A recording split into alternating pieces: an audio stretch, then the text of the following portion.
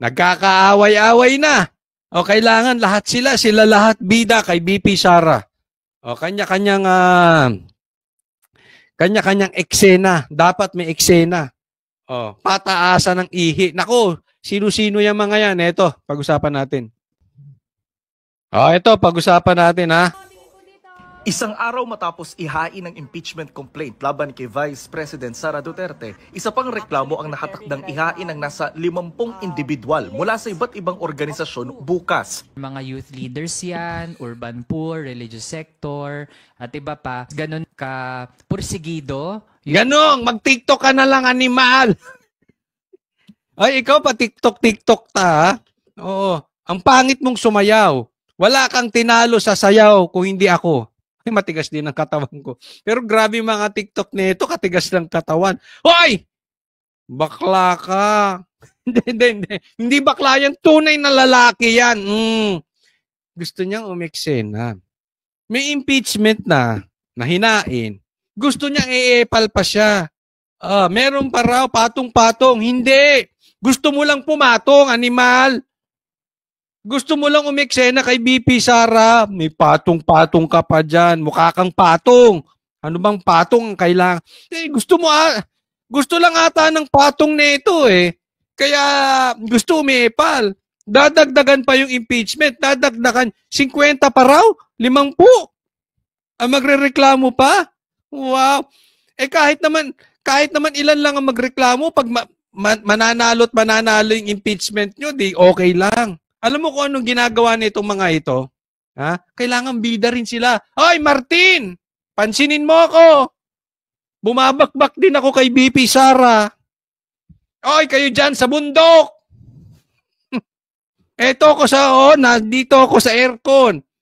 Kahit naka-aircon ako, kasama ko kayo sa bundok. Bumabakbak din ako. Kayo dyan! Sa ibang bansa. Binabanata ko rin si BP Sara. Kayo dyan, mga estudyante, kayo dyan, mga bakla. Bumabakbak din ako, hindi ako duwag. Umi-eksena. Itong iba't iba mga sectors na maging bahagi ng pagsisimulan nitong formal proceedings ng impeachment. Makabayan Block ang mag-endorso ng reklamo. Ano ba talagang naitulong sa... Sige nga, paki-explain. Ba't hindi na lang kayo sa bundok? Ano ba to? Bakit ba? Ano ba naitulong na ito Makabayan Block na ito? Ano naigawa nyo dyan? Alam nyo, ang dami nyong alam. Puro lang kayo rally dito, rally doon. Nag-rally kayo, ginulo-gulo nyo yung mga pulis.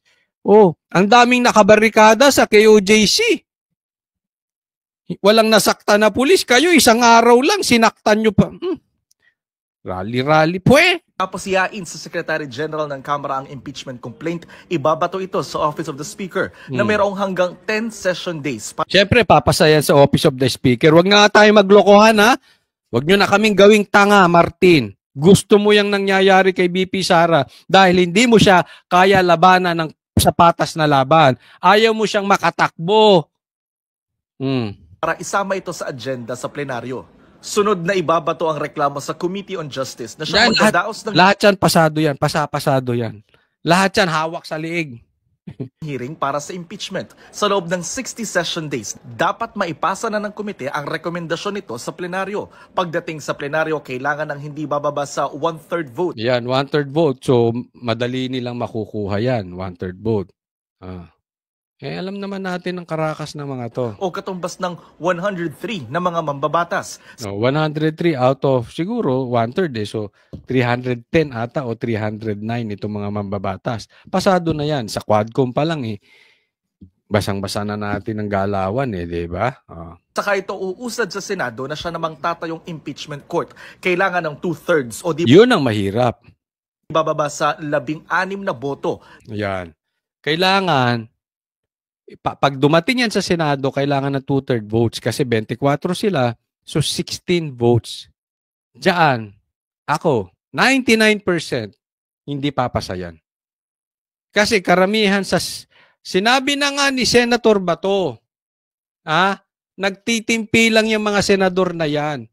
Ayaw lang nila mabadshot sa Malacanang. Pero galit na yan kay Marcos, galit na yan kay Lisa, galit. Kasi hindi naman tanga yung mga senador eh. Alam nila yung play na ginagawa ni Martin. They are not stupid and they are more intelligent than Martin. Kaya siyempre, kung ikaw ba naman senador ka, at alam mo mas matalino ka kay Martin, ano iisipin mo? Huwag mo nga kami pinagluloloko. Hindi ka para sa bayan. Kaya mo binabanatan si Sara. Hindi natin na pag-uusapan kung totoo o mali ang ginawa ni BP Sara. Yan na, posibleng iniisip ng mga senador. Ang usapan dito, ikaw ang makikinabang lang. Ikaw lang may gusto niyan, Martin. Marcos, kayo lang yan. Huwag nyo nga kaming... Mas matatalino kami sa inyo dito. Posibleng yan na sinasabi ng mga senador. Kaya lang, nasa kapangyarihan kayo. Oh, pero hindi kami gago. Hindi kami bobo. And definitely, baka nga hindi umabot sa kalahati ang boboto. Remember this. Maraming nagmamahal sa Senado kay Duterte. Re-electionist pa yung iba. Di ba? Matatakot yan dahil alam nila ang taong bayan mahal ang Duterte. It's a suicide kung ipapa-impeach mo si BP Sara. Masisira ang kanilang political career. Yan lang naman ang dahilan dyan. Kaya nila gustong i-impeach si BP Sara. It's not because gusto nilang matanggal si BP Sara as Vice President. That is not the real goal. The end goal here is hindi na makatakbo. Ulitin ko, pag na-impeach si BP Sara, hindi na siya pwedeng humawak ng public office o elected. Hindi na siya pwede. Diretsuhin na natin. Hindi na siya pwede diyan sa pagka-presidente sa 2028. Maliwanag na yan kay Martin. Ang nakakalimutan ni Martin, kahit walang Duterte na pinanganak sa mundo, Martin, ayaw sa'yo ng taong bayan. Ako kung sino man ang makakalaban ni Martin, doon ako. Kung walang Duterte kita mo naman. Nagkakagulo Pilipinas. Wala nang inaasikaso ang kamera. Kung hindi, ipitin na lang ang Duterte. Yan ba ang dahilan bakit kayo binoto ng taong bayan? Dahil sa pangarap ng isang tao o dalawang tao o tatlong tao sila. BBM, Lisa at Martin. Huwag nga tayo maglokohan. Ng mga senador para ma-impeach ang isang opisyal. Ang tanong, sa dami ng prosesong dadaanan, aabot ba ito bago matapos ang 19th Congress sa Hunyo? And it's hard to say. Tatandaan nyo yung corona case. That took approximately around 4 months and a half. Ako optimistic ako na merong sapat na panahon. Siyempre may gustong sapat na panahon kasi gusto mo umiksena. Gusto mo sikat ka sa bundok, sikat ka dito sa aircon, sikat ka sa labas, sikat ka sa kalye, sikat ka sa kamera, sikat ka. Kaya ka nga umiksena dyan Di ba? Huwag na tayong magbaklaan dito. Yung totoo lang. Again, hindi ako galit sa bakla. May mga kaibigan tayong bakla. Okay? Hindi po yun ang issue dito. Ang issue dito, wag mo akong pinaglululoko. Wag niyo pinaglululoko Pilipino. Gusto nyo lang, may nakukuha kayo May agenda kayo. Bukod doon, sa alam nyo, ang Duterte galit sa mga kaliwa. Wag na tayong maglokohan. Kaya kayo, init na init sa mga Duterte. Diba?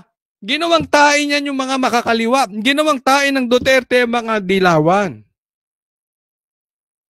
So kayo ngayon, grab kayo lahat. Ito naman si Marcos tsaka si Martin, isipin mo.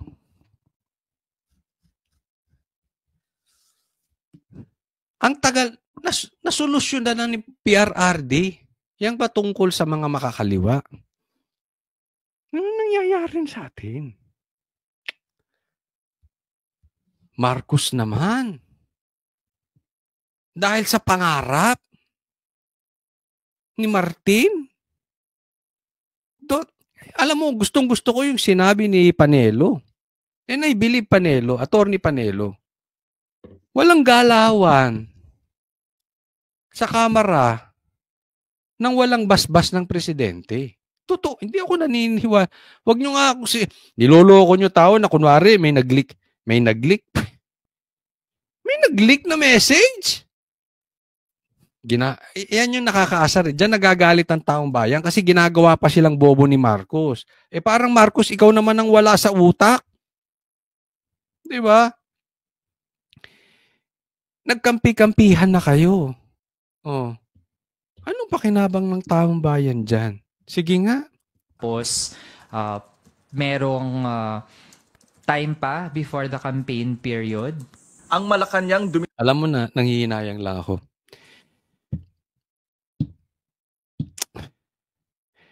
Naayos na ni PRRD. Nasugpunan niya ang tungkol sa dyan sa mga makakaliwa na yan, dyan sa mga NPA na yan, dyan sa mga addict na yan. Tapos, tingnan nyo. Kayo na humusga. Hindi ko kayo pipilitin. Nakakabalik na ba ang mga NPA, mga makakaliwa? Nakakabalik na ba ang mga addict sa bansa natin? Sayang. Sino naghahari-harian ngayon? Kung sino pa yung mga sinugpo na masasama ni PRRD nung panahon niya, sila pa ang naghahari-harian ngayon. distansya sa impeachment complaint. Pero hahayaan daw nila ang proseso ng Kamara. Wala kaming kinalaman dyan and we are not going to encourage that. Isa ka pa naman, niloloko mo taong bayan eh, di ba? Yan yung sinasabi natin. Kaya galit na galit ang taong bayan. Inaabuso nyo na yung kapangyarihan nyo, ginagawa nyo pa kaming bobo. Sek, Bersamin, sa tingin mo ba bobo talaga mga Pilipino? Sa tingin mo maniniwala sa sila sinabi wala kayong kinalaman dyan? Huwag naman masyadong maliit ang tingin ninyo sa mga Pilipino. Hindi porket nakabarong ka, bobo na ang mga Pilipino. Hindi porket mayaman ka, bobo na yung mahihirap. Hindi porket nadya ka sa aircon at ikaw ay mataas ang posisyon, bobo na yung mga taong katulad namin na walang posisyon. Hindi kami katulad ninyo, pero hindi kami bobo. Iniinsulto nyo mga Pilipino sa mga statement na ganyan, Secretary Bersamin. Huwag ka masyadong mapagmataas. Nilolok. Iniinsulto nyo Pilipino eh.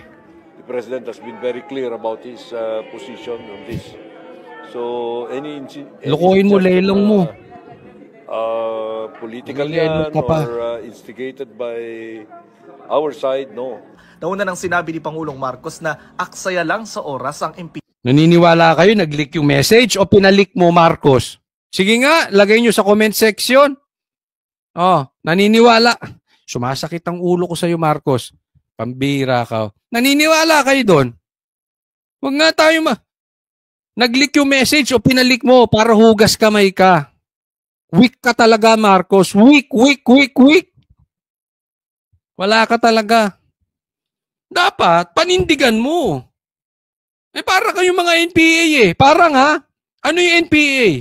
NPA sila pero ayaw nilang amining NPA sila. Halimbawa ako, Banateros. Aminado ako, Banateros ako. Ba't yung mga NPA, ayaw nila amining NPA sila? Ikaw rin, Marcos. Di ba? Bakit hindi mo aminin na gusto mo yung impeachment?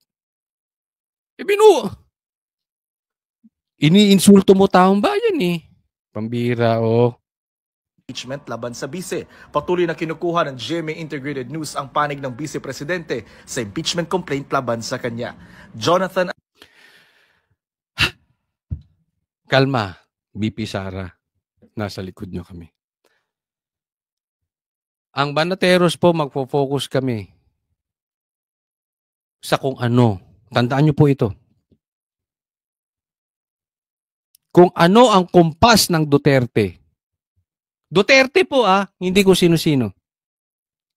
Kung asan ang kumpas ng Duterte, nandoon kami Banateros. And hopefully, ganun din tayo mga Pilipino. Kumpas ng Duterte. Nasa likod nyo kami. BP Sara. Nag-aantay lang kung anong sasabihin ni BP Sara. Kung ano ang kumpas, especially ni PRRD, ni BP Sara, at mga Duterte. Ito po, pag-usapan natin. Eto po, pag-usapan natin itong namimigay ng ayuda. Dito lang magaling ito mga ito eh. Sa totoo lang, ayaw naman ng taong bayan sa mga kampo ni Martin eh. Oo. Pero ito style nila. Oo. Namimigay sila ng ayuda. Ito mga kampo ni Martin. Sila nila Lacuna. Oh, ito si Kong Joel Chihuahua. Itong Joel Chihuahua ni Martin. Mamimigay ng ayuda, pakinggan ninyo sigaw ng taong bayan.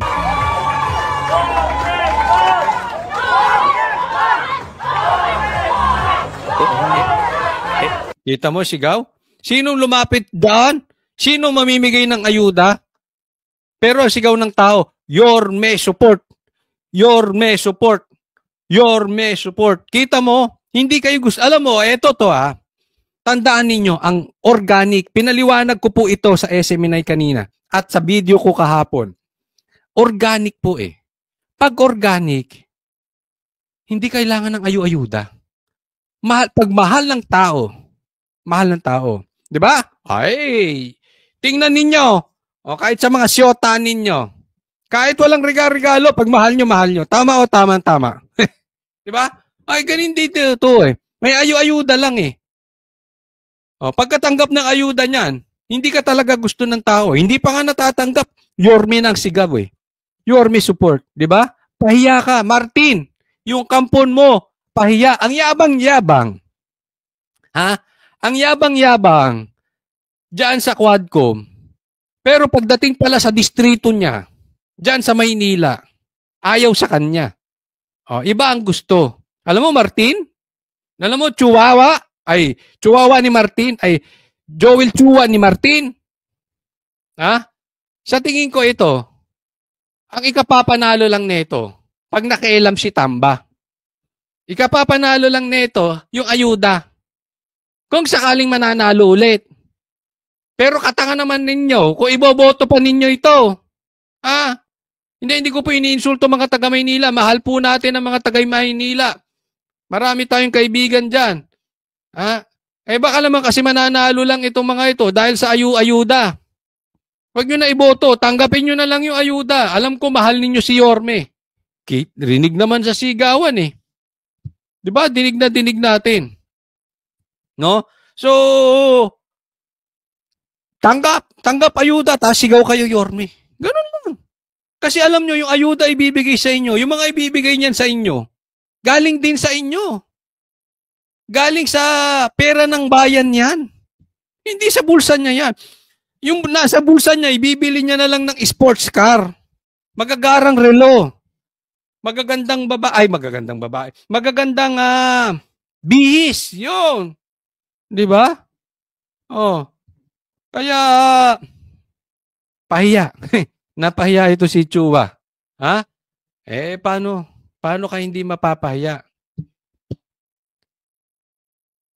Pinagkakakalkal nyo yung kay BP Sara. Hindi nyo naman kayang kalkalin yung sa amo mong si Martin. Duwag kayo kung ganun. Double standard kayo. Kalkalin mo. Tinanong mo ba kay Martin yung Okada? Yung flood control, tinanong mo ba kay Marcos? Di ba? Hindi bobo ang taong bayan. Alam nila, nung panahon ni Yorme, maayos Maynila. Ngayon, nababoy kay Lacuna. Di ba? Puro kasi pinaggagawa nyo Chua. May ginawa ba kayo sa totoo lang? O ang ginawa ninyo, nag-research kayo ng research, paano nyo iipitin ang mga Duterte? Wala kayong nagawa sa Maynila.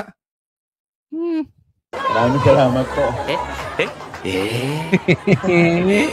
Your may support.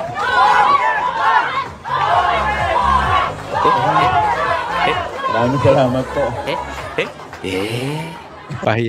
Pahiya kayo, Tamba. Pahiya yung bata mo na ito si kayabang-yabang.